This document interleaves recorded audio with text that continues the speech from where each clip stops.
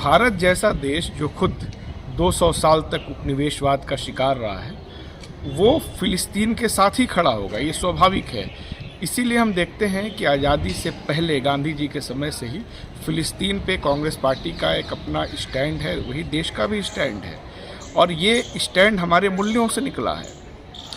इसीलिए 1948 में जब यूनाइटेड नेशन में रिजोल्यूशन लाया गया फिलिस्तीन की ज़मीन पे इजराइल को बसाने का, तो हमने उसका विरोध किया था।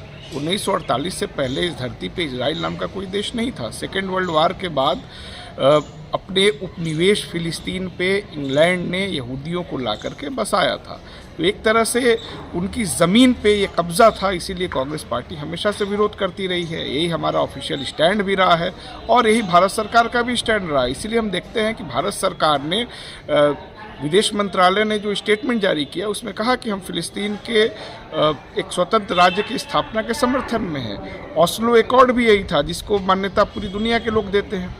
तो भारत के अंदर जो इजराइल का विरोध कर रहा है उस पर अगर मुकदमा लिखा जा रहा, ख़ासतौर से उत्तर प्रदेश में, और वो भी धार्मिक भावनाओं को भड़काने का, तो सरकार को बताना चाहिए कि भाई किसकी भावनाएं भड़क रही हैं। और क्या भारत ने अपना ऑफिशियल स्टैंड बदल दिया है? क्या योगी सरकार विदेश मंत्रालय के उन अधिकारियों के खिलाफ भी मुकदमा लिखेगी जिन्होंने फिलिस्तीन के समर्थन में अभी स्टेटमेंट दिया है?